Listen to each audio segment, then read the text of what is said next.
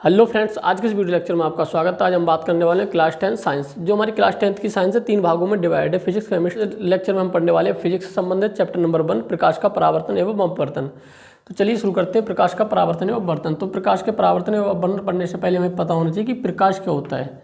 तो सबसे पहली हमारी हेडिंग क्या है? प्रकाश।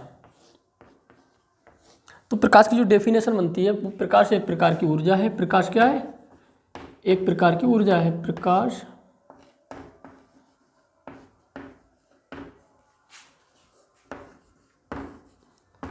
एक प्रकार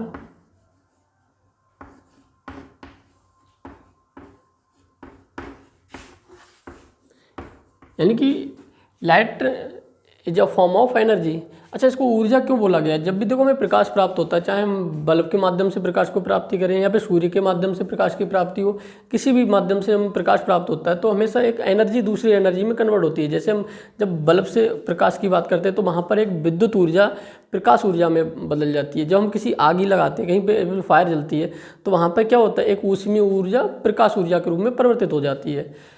तो दूसरा हम पढ़ेंगे प्रकाश एक प्रकार की ऊर्जा है जो हमारी आंखें को संवेदित करती है। जो हमारी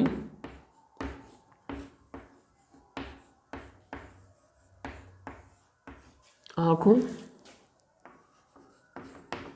को संवेदित करता है।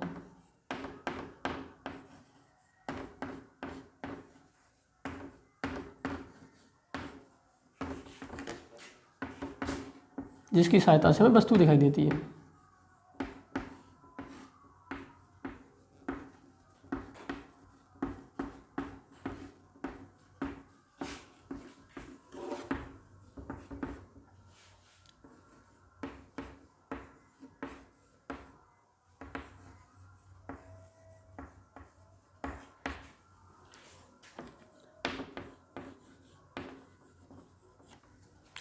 देखो, प्रकाश क्या एक प्रकार की ऊर्जा है जो हमारी आंखों को संवेदित करती है, जिसकी सहायता में वस्तुएं दिखाई देती है। क्या कहलाता है? प्रकाश कहलाता है।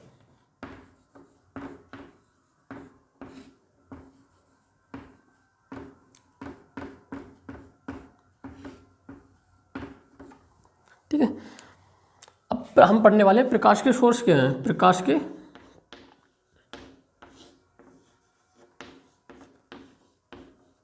स्रोत। तो प्रकाश के स्रोत में हम लिखेंगे जिससे हमें प्रकाश की प्राप्ति होती है वही क्या कहलाता है? प्रकाश के सोर्स कहलाता है। जिनसे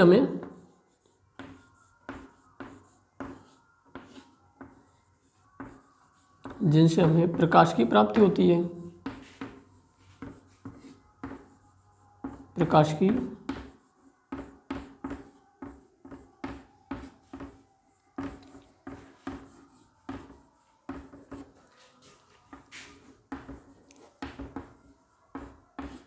प्रकाश के स्रोत कहलाते हैं।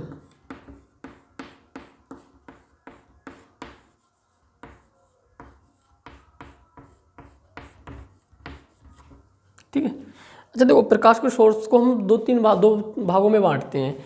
एक तो जिनसे हमें प्रकाश प्राप्त हो रहा है प्राप्ति के अकॉर्डिंग, जैसे एक तो हो गया आपका प्राकृतिक स्रोत।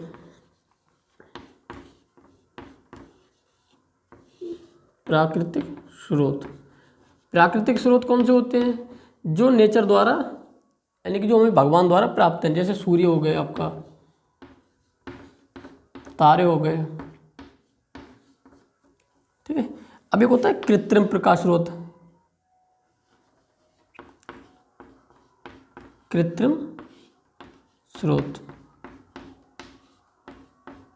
तो कृत्रिम स्रोत में क्या होता है? जो मानव निर्मित होते हैं, वे प्रकाश सोर्स जो मानव निर्मित होते हैं, जैसे बल्ब हो गया आपका। ठीक है। अब एक और होता है, एक हम बोलते हैं दीप्त प्रकाश स्रोत और अदीप्त प्रकाश स्रोत। देखो, एक तो ये क्राइटेरिया हो गया, एक तो नेचर के अकॉर्डिंग और एक आर्टिफिशियल यानी जो मानव निर्मित है। अब एक दूसरा प्रकाश स्रोत आता है हमारा दीप्त प्रकाश स्रोत। दीप्त प्रकाश स्रोत, ये छोटी छोटी परिभाषाएं पूछ ली जाती है एग्जाम्स में। ठीक है। तो दीप्त प्रकाश स्रोत वे प्रकाश स्रोत होते हैं जो जिनके पास स्वयं का प्रकाश होता है। दीप्त प्रकाश स्रोत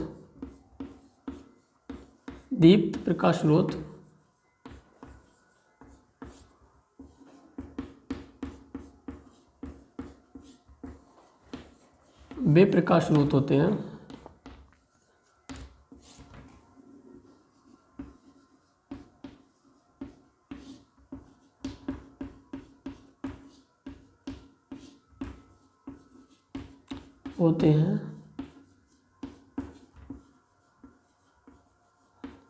जिनके पास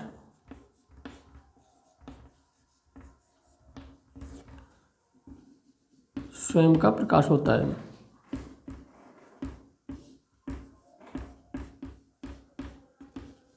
जैसे सूर्य हो गए, तारे हो गए, बल्ब हो गया, ठीक है। इनके पास क्या स्वयं का प्रकाश है, इसलिए इनको क्या बोलेंगे, दीप्त प्रकाश स्रोत। सेकंड आपका आता है अदीप्त प्रकाश स्रोत। यहां लिखेंगे अदीप्त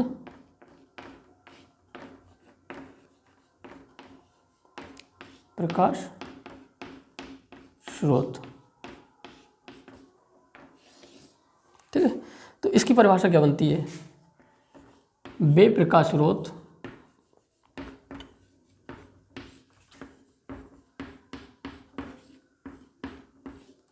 जो दीप्त प्रकाश स्रोत के प्रकाश को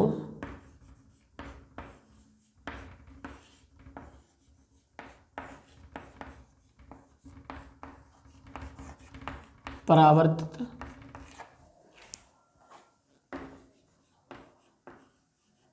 करके प्रकाश को प्रदान करते हैं। इनके पास क्या, देखो अदीप्त प्रकाश स्रोत का खुद का प्रकाश नहीं होता है, ये जो दीप्त प्रकाश स्रोत से प्रकाश को परावर्तित करके हमें प्रकाश प्रदान करते हैं, प्रकाश प्रदान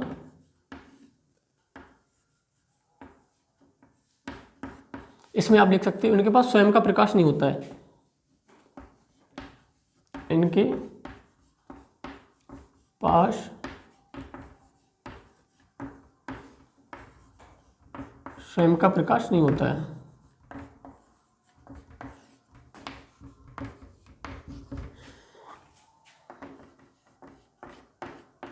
नहीं होता है तो इसमें उदाहरण में क्या आएगा, जैसे आपका चंद्रमा है, ठीक है।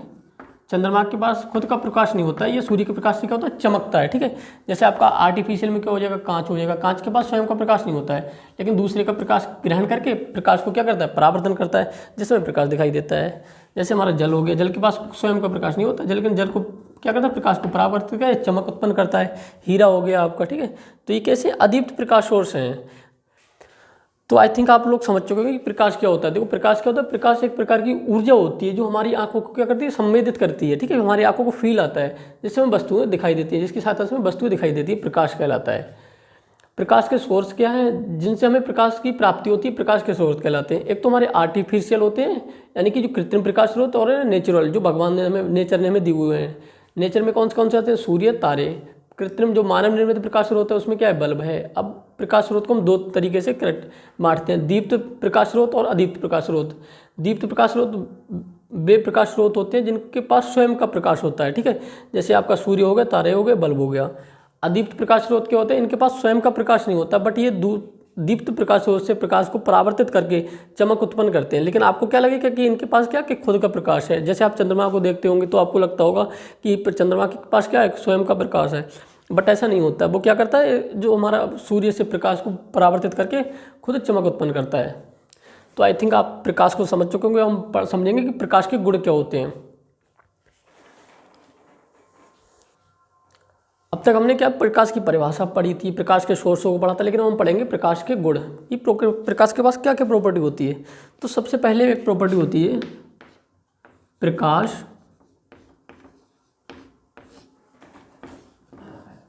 विद्युत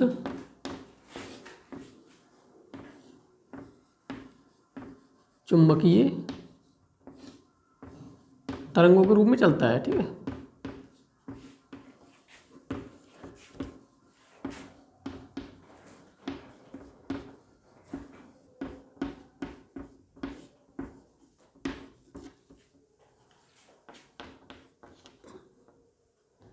प्रकाश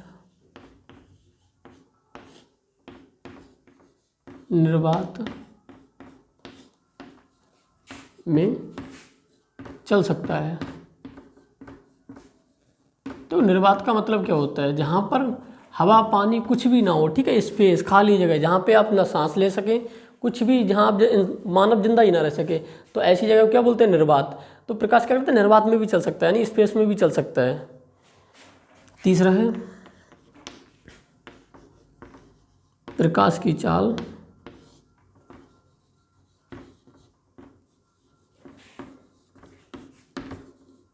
तीन गुणा 10⁸ मीटर पर सेकंड होती है, ठीक है। अच्छा देखो, सबसे इम्पोर्टेंट क्या है? देखो, प्रकाश की जो चाल होती है भिन्न भिन्न रंगों के माध्यम में अलग अलग होती है। प्रकाश की चाल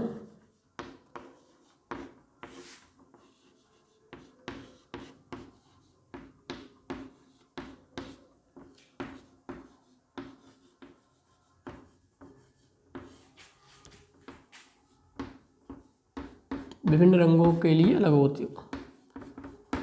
होती है, जो देखो हमारा प्रकाश होता है वो कितने कलर से मिलके बना होता है? 7 कलर से मिलके बना होता है। तो उसी के अकॉर्डिंग जो प्रकाश की हर रंग की चाल क्या होती है? अलग अलग होती है। प्रकाश की चाल विभिन्न रंगों के लिए भिन्न भिन्न होती है, ठीक है। चाहे आपका लाल रंग का प्रकाश हो, उसकी चाल अधिक होगी। आपका नीले रंग का प्रकाश हो, उसकी चाल अधिक होगी। बैगनी रंग के प्रकाश के लिए चाल आपकी अधिक होगी, प्रकाश की चाल। प्रकाश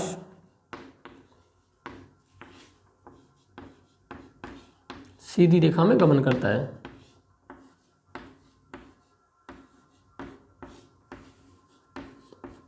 गमन मतलब चल सकता है। ये क्या है? हमारी प्रकाश की प्रॉपर्टी है। तो छठी प्रॉपर्टी तो काफ़ी इंपॉर्टेंट प्रॉपर्टी है। जब प्रकाश किसी माध्यम से टकराकर वापस लौट आता है, जब प्रकाश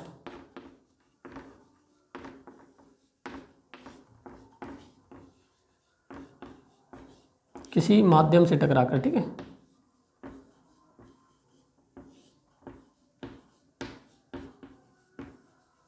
माध्यम से टकराकर उसी माध्यम में वापस लौट आता है, उसी माध्यम में वापस लौट आता है,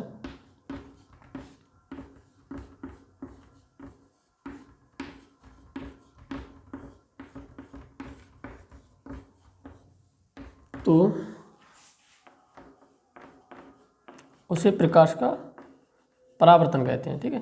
तो प्रकाश क्या करता है? तो परावर्तन की घटना को भी दिखाता है, विवर्तन घटना दिखाता है, प्रकाश अपवर्तन की भी घटना दिखाता है। तो उसे प्रकाश का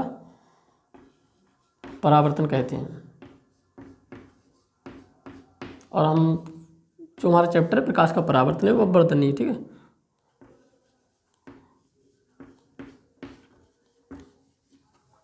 तो 7th में हम लिखेंगे जब प्रकाश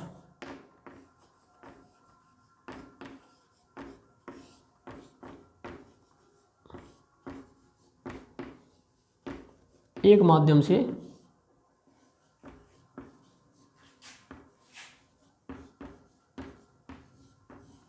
दूसरे माध्यम में चला जाता है, ठीक है, माध्यम में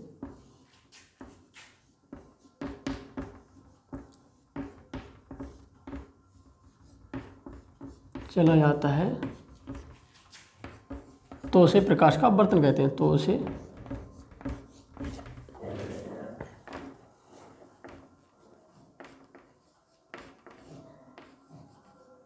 प्रकाश का अपवर्तन कहते हैं,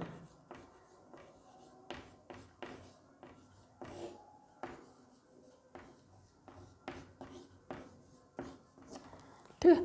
तो ये क्या हो गया? हमारे प्रकाश की कुछ प्रॉपर्टी हो गई, ठीक है। बहुत सारी प्रॉपर्टी होती हैं जो हमारी कुछ जो सिलेबस के पॉइंट ऑफ व्यू से इंपॉर्टेंट है वो हमने लिख रखी है।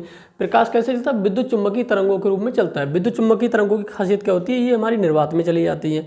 और ये प्रकाश विद्युत चुम्बकीय तरंगें कब उत्पन्न होती हैं? जब हमारा कोई चार्ज एक्सीलरेट करता है तो हमारी विद्युत चुम्बकीय तरंगें उत्पन्न होती हैं। दूसरी हमारी क्या है, प्रकाश निर्वात में चल सकता है, यानी प्रकाश के लिए वायु यानी किसी माध्यम की आवश्यकता नहीं है। प्रकाश की चाल, ये चाल कहाँ पे पाई जाती है ना, हमारी निर्वात में होती है, 3 × 10⁸ यानी कि 3 लाख किलोमीटर पर सेकंड होती है। प्रकाश की चाल विभिन्न रंगों के लिए भिन्न भिन्न होती है। जैसे हमारा जो प्रकाश होता है विभिन्न रंगों से मिलकर बना होता है, ये हमारा 7 रंगों से मिलकर बना होता है। जब हम इसे किसी प्रिज्म से गुजारते हैं तो ये 7 रंगों में विभक्त हो जाता है। तो जो प्रकाश की चाल होती है अलग अलग रंग के लिए अलग अलग होती है। प्रकाश किसी माध्यम से टकराकर, जैसे कोई प्रकाश स्रोत आया, यहाँ से मान लो कोई प्रकाश की किरण आई, ठीक है, अब वो ये किसी चिकने तल से टकरा गए, यानी इससे टकरा के यहाँ मान लो ऐसे करके कोई प्रकाश किरण आई, और जब ये इससे टकराकर उसी माध्यम में वापस लौट जाती है तो इसे हम बोलते हैं प्रकाश का परावर्तन। यानी कि किसी चिकने तल से टकराकर उसी माध्यम में वापस लौटने की घटना को क्या बोलते हैं, प्रकाश का परावर्तन होता है। एक दूसरी घटना होती है जब प्रकाश एक माध्यम से दूसरे माध्यम में चला जाता है तो प्रकाश का अपवर्तन कहते हैं। जैसे क्या होता है, जैसे हमारे वायु में से प्रकाश जल में जाता है तो इसे क्या कहेंगे, जैसे यहाँ पे हमने ऊपर हमारा क्या है, वायु है, ठीक है, नीचे हमने जल भर रखा है, ठीक है, ये हमारा क्या है, जल है। तो ऊपर क्या है, वायु है, और नीचे क्या है, जल है। तो ये विभिन्न माध्यम है, ये माध्यम बन रहे हैं, ठीक है। तो ये वायु वाला माध्यम है और ये क्या है, जल वाला माध्यम है। जब एक्चुअल में क्या होता है, जब प्रकाश वायु में से जल में जाता है, ठीक है, तो ये कुछ मुड़ जाता है। तो ये मतलब इसको ऐसे जाना चाहिए, बट ये ऐसे न जाकर क्या करता है, अविलंब की ओर झुक जाता है, यानी कि ये झुक जाता है। इसमें जो मोड़ आती है उसी घटना को क्या बोलते हैं, प्रकाश का अपवर्तन बोलते हैं। जब प्रकाश एक माध्यम से दूसरे माध्यम में प्रवेश करता है तो उस घटना को क्या बोलते हैं, प्रकाश का अपवर्तन। जब प्रकाश किसी एक ही माध्यम में टकराकर वापस लौट आता है तो उसे बोलते हैं प्रकाश का अपवर्तन। हम जो अपने आज के सिलेबस में पढ़ने वाले हैं प्रकाश का परावर्तन एवं अपवर्तन, यही हमारा मेन टॉपिक है। तो आई थिंक आप लोग समझ चुके होंगे जो प्रकाश क्या होता है। प्रकाश एक प्रकार की ऊर्जा होती है जो हमारी आंखों को संवेदित करता है, जिसकी सहायता से हमें वस्तुएं दिखाई देती हैं। फिर हमने पढ़ा था कि प्रकाश के सोर्स क्या हैं। तो प्रकाश एक तो आर्टिफिशियल प्रकाश होता है और नेचुरल प्रकाश होता है। नेचुरल जो जिनके पास जो मानव निर्मित नहीं है उन्हें क्या कहेंगे, जो भगवान ने हमें बनाया है, नेचर ने बनाया है। जैसे सूर्य हो गए, तारे हो गए, इनको बोलते हैं प्राकृतिक प्रकाश स्रोत। एक होता है जिसको हमें मानव ने बनाया है, जैसे बल्ब, ये कैसा हो गया, कृत्रिम प्रकाश स्रोत। एक हमारा होता है दीप्त प्रकाश स्रोत, जिनके पास स्वयं का प्रकाश होता है। तो ऐसे प्रकाश स्रोत क्या कहलाते हैं, दीप्त प्रकाश स्रोत कहलाते हैं। जैसे सूर्य हो गया, तारे हो गए, बल्ब हो गए, तो ये दीप्त प्रकाश स्रोत है। एक होता है अदीप्त प्रकाश स्रोत, वे प्रकाश स्रोत जो दीप्त प्रकाश स्रोत से प्रकाश को लेकर यानी कि हमें दिखाई देते हैं, यानी परावर्तन करके खुद चमक उत्पन्न करते हैं। जैसे चंद्रमा हो गए, चंद्रमा क्या करता है, सूर्य से प्रकाश को लेकर यानी कि सूर्य के प्रकाश को परावर्तन करके जो चमक उत्पन्न करता है, जिससे हमें लगता है चंद्रमा के पास स्वयं का प्रकाश है। बट ऐसा नहीं होता है, वो क्या है, एक अदीप्त प्रकाश स्रोत है। दूसरा हमारा एक कांच हो जाता है, कांच भी चमक उत्पन्न करता है लेकिन कांच के पास स्वयं का कोई प्रकाश नहीं होता है। तो हम प्रकाश और प्रकाश के गुणों को अच्छे से समझ चुके हैं। लेकिन अब हमारा जो नेक्स्ट टॉपिक रहने वाला है वो क्या है, प्रकाश का परावर्तन। अब हम बात करने वाले हैं प्रकाश का परावर्तन एवं परावर्तन के नियम। शायद ये इस टॉपिक का सबसे ज़्यादा इंपॉर्टेंट चैप्टर है, प्रकाश का परावर्तन एवं परावर्तन के नियम। तो सबसे पहले हमें इसे एक चित्र की सहायता से समझना होगा, ठीक है।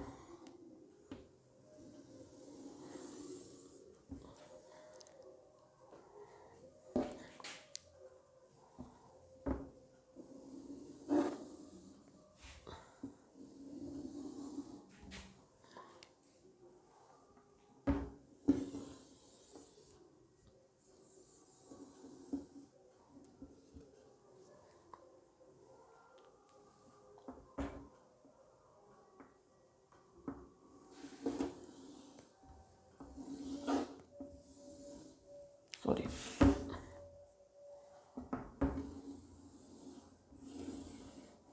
ठीक है।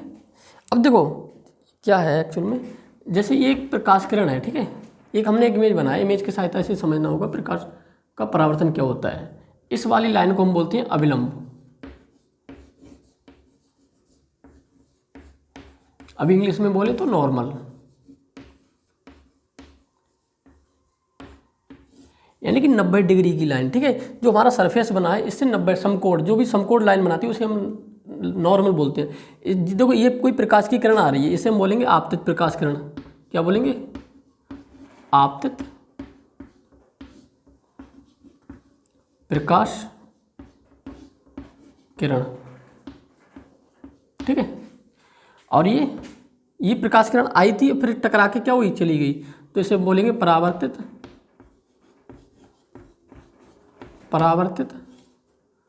किरण, यानी आपतित मतलब आने वाली किरण और परावर्तन के पश्चात जाने वाली किरण क्या कहलाएगी, परावर्तित किरण। और इसे बोलते हैं हम नॉर्मल यानी कि अभिलंब n, इसको बोलते हैं I और इसको R।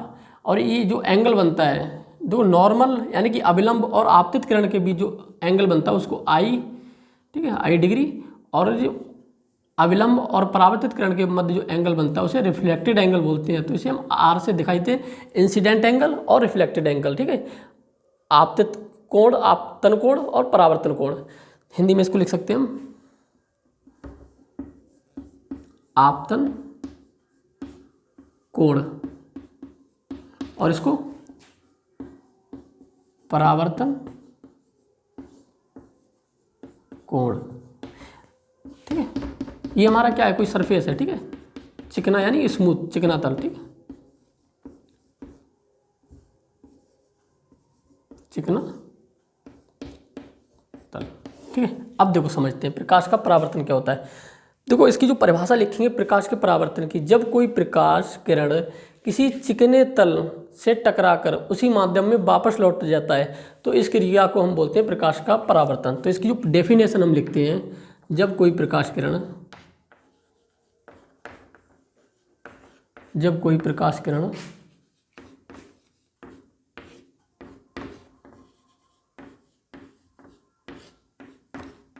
किसी चिकने तल से टकराकर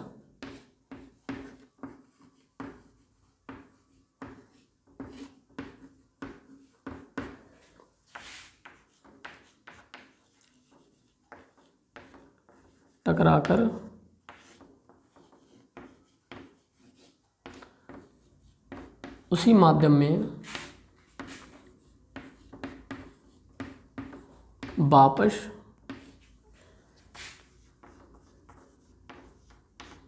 लौट जाता है तो उसे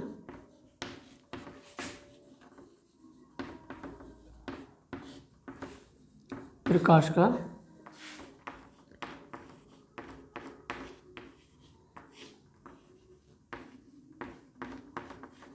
परावर्तन कहते हैं, ठीक है। अब हम पढ़ते हैं प्रकाश के परावर्तन के नियम। ये तो क्या होगी, प्रकाश के परावर्तन की डेफिनेशन हो गई। अब हम पढ़ेंगे नियम, जो प्रकाश के परावर्तन के नियम क्या होते हैं।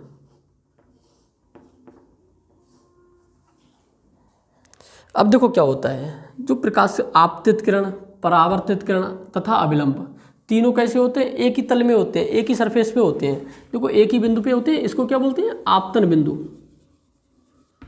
जहां पे ये तीनों पॉइंट आते मिलते हैं उसे क्या बोलते हैं, आपतन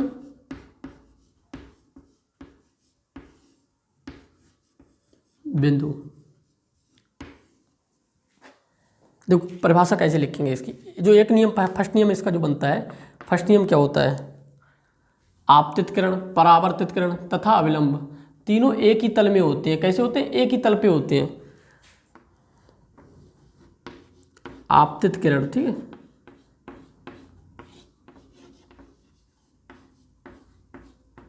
आपतित किरण, परावर्तित किरण, ठीक है,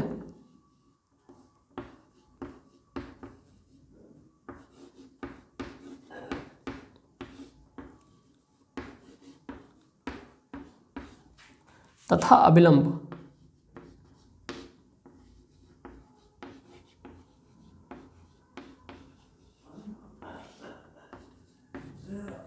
तीनों एक ही तल में होते हैं, ठीक है।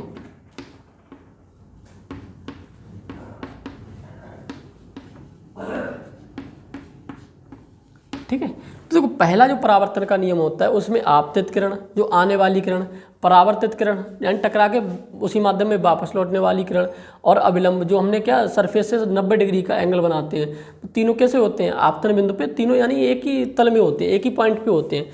तो दूसरा, ठीक है, अब दूसरा जो नियम होता है हमारा आपतन कोण, आई सबसे इंपॉर्टेंट यही होता है, आपतन कोण तथा परावर्तन कोण कैसे होते हैं, हमेशा बराबर होते हैं। आपतन कोण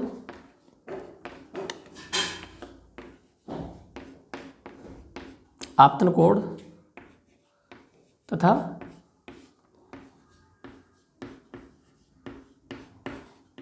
परावर्तन कोण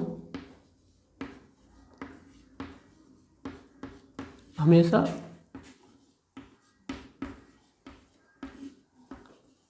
बराबर होते हैं, ठीक है। यानी कि angle of incident ray, angle of reflected ray, ठीक है, इक्वल टू, ये सबसे ज़्यादा इंपॉर्टेंट होता है। देखो जहाँ पे जो आपतन कोण होता है और परावर्तन कोण कैसा होता है, बराबर होता है। जब भी देखो क्या होता है, जब हम शीशा लेके, जब कि हम किसी कोई सामने से प्रकाश आता है, लेकिन जब हम उसको एंगल चेंज करते हैं, तैसे जो हमारा प्रकाश जाने वाला प्रकाश होता है, वो उसका जो एक फोकस पॉइंट बनता है, कहीं पे चमक बनती है, वो हमारी बदलती रहती है। क्यों बदलती है? क्योंकि हम क्या करते हैं, उसमें आई का मान बदलते रहते हैं, ठीक है। आई का मान जैसे जैसे आप बदलोगे वैसे वैसे आर का मान भी बदलते जाएगा। तो आई थिंक आप लोग समझ चुके होंगे प्रकाश का परावर्तन क्या होता है। जब प्रकाश किसी चिकने तल से टकराता है तो उसी माध्यम में वापस लौट आता है। इस घटना को क्या बोलते हैं? प्रकाश का परावर्तन बोलते हैं। तो इसके जो नियम होते हैं वो दो नियम होते हैं, आपतित किरण आने वाली किरण, परावर्तित किरण जाने वाली किरण, तथा अविलंब, तीनों एक ही तल में होते हैं, यानी आपतन बिंदु पर ही होते हैं। दूसरा होता है आपतन कोण तथा परावर्तन कोण का मान हमेशा कैसा होता है? बराबर होता है। तो ये हमारा प्रकाश का परावर्तन एवं परावर्तन के नियम हो गए, ठीक है। तो ये हमारा high school point of view से सबसे ज़्यादा इंपॉर्टेंट और सबसे ज़्यादा पूछा जाने वाला टॉपिक है ये। अब हम पढ़ेंगे, अब हम बात करेंगे प्रतिबिंब, यानी कि इमेज। इमेज क्या होता है? इमेज को देखो हम परावर्तन के माध्यम से ही समझते हैं। ऐसा होता है जब देखो किसी बिंदु से चलने वाली प्रकाश की किरणें, जैसे कोई एक पॉइंट ले लिया हमने यहाँ पे, ठीक है, कोई ये क्या है, कोई शेप है, यहाँ से कोई प्रकाश की किरणें आ रही हैं, कोई प्रकाश स्रोत से प्रकाश की किरणें आ रही हैं। तो प्रकाश की स्रोत किरणें क्या है, यहाँ पे जाएंगी, ठीक है। यहाँ पे जाने के बाद किसी, यहाँ पे क्या हुआ, इनका परावर्तन हो गया, ठीक है। तो ये इनका परावर्तन हो गया, इंसिडेंट रे हो गए और ये रिफ्लेक्टेड रे हो गई। जब ये दूसरे बिंदु पर जाकर मिलती है, मान लो यहाँ पे कोई पर्दा लगा दिया हमने, ठीक है, ठीक है, यहाँ पे पर्दे पे ये क्या हुई, टकरा गई, ठीक है। अब यहाँ से ही दूसरी प्रकाश की किरणें निकली, यहाँ से तो बहुत सारी यानी अनंत प्रकाश की किरणें आएंगी, ठीक है, ऐसे करके निकली। फिर यहाँ पे जाके दूसरी प्रकाश की किरणें मिल गई, ठीक है। ऐसे करके जब मिलती हैं, यहाँ पर दो प्रकाश की किरणें मिलती हैं, तो वहाँ पर क्या बनता है, इमेज बनती है। तो प्रतिबिंब की जो परिभाषा होती है, जब किसी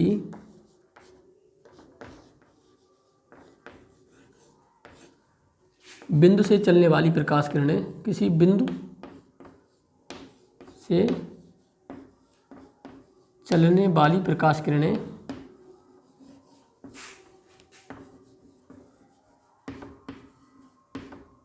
प्रकाश की किरणें, ठीक है, किसी बिंदु से चलने वाली प्रकाश की किरणें परावर्तन के पश्चात, ठीक है, के पश्चात जिस बिंदु पर जाकर मिलती हैं, ठीक है, जिस बिंदु पर जाकर मिलती हैं,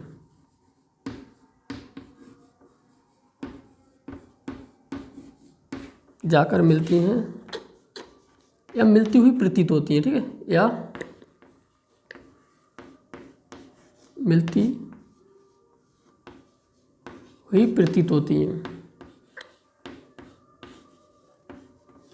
ठीक है, उसे क्या कहते हैं, प्रतिबिंब कहते हैं।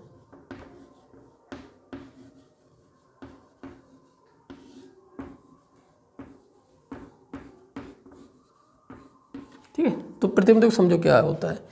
देखो जब किसी प्रकाश स्रोत से चलने वाली प्रकाश की किरणें किसी बिंदु से टकराएंगी, ठीक है, अब वो परावर्तन के पश्चात जिस बिंदु पर जाके मिलेंगी, जैसे मैं आपके सामने खड़ा हूँ वीडियो बना रहा हूँ, तो यहाँ से जो कुछ प्रकाश की बल्ब के माध्यम से कुछ प्रकाश किरणें आई और हमारे चेहरे पे लगी, ठीक है, तो इन्होंने क्या किया, इनको रिफ्लेक्ट मतलब परावर्तन कर दिया कैमरे की तरफ।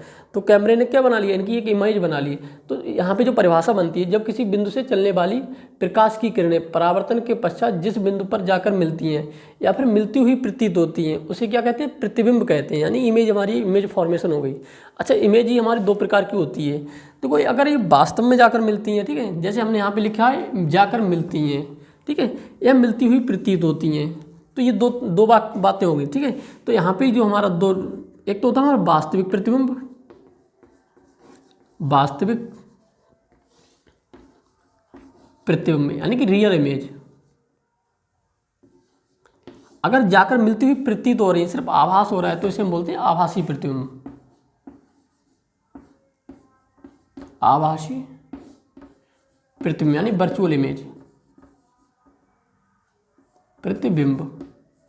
जैसे जो आप शीशा देखते हैं उसमें जो प्रतिबिंब बनता है वो कैसा होता है, आभासी प्रतिबिंब होता है, ठीक है। तो देखो अब हम पढ़ेंगे, देखो अगर वास्तव में जाकर मिलती हैं तो वास्तविक प्रतिबिंब, अगर मिलती हुई प्रतीत हो रही हैं तो आभासी प्रतिबिंब यानी वर्चुअल इमेज, और ये रियल इमेज। तो इनमें कुछ डिफरेंस आता है जो हमारा हाई स्कूल बोर्ड में पूछा जाता है सबसे ज़्यादा। प्रतिबिंब से रिलेटेड तो प्रतिबिंब की परिभाषा बहुत ही कम आती है, बट इनके जो डिफरेंस आते हैं, डिफरेंस आ जाता है कि वास्तविक प्रतिबिंब और आभासी प्रतिबिंब में अंतर स्पष्ट बताइए। तो इसका जो पहला अंतर होता है, वास्तविक प्रतिबिंब हमेशा कैसा बनता है, उल्टा बनता है। वास्तविक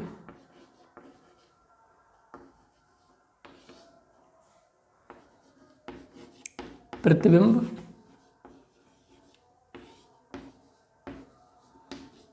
हमेशा उल्टा बनता है, ठीक है। और आभासी प्रतिबिंब कैसा बनता है, हमेशा सीधा बनता है। आभासी प्रतिबिंब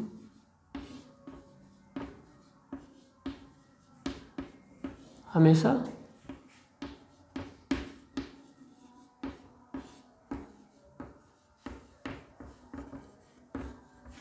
ठीक है। अब देखो सेकंड डिफरेंस आता है, इसको पर्दे पर लिया जा सकता है, ठीक है। इसको पर्दे पर लिया जा सकता है, ठीक है।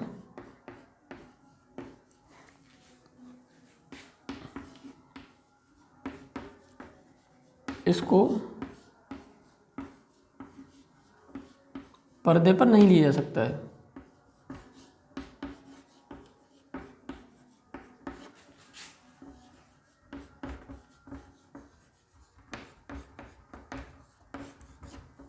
ठीक है। तो वो जो वास्तविक प्रतिबिंब बनता है हमेशा अवतल दर्पण से ही बनता है। वास्तविक प्रतिबिंब यानी कि रियल इमेज, वास्तविक प्रतिबिंब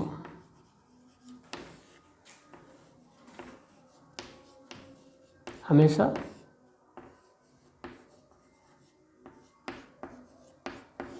अवतल दर्पण द्वारा बनता है, ठीक है।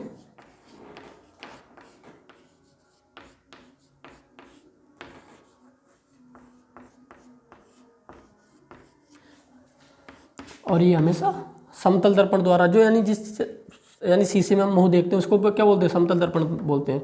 आभासी प्रतिबिंब हमेशा आभासी प्रतिबिंब हमेशा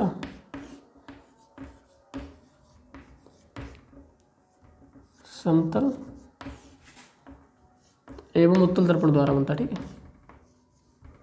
कल की वीडियो लेक्चर में हम दर्पण को पढ़ने वाले हैं, दर्पण क्या होता है, इससे आपको क्लियर हो जाएगा। उत्तल दर्पण द्वारा बनता है,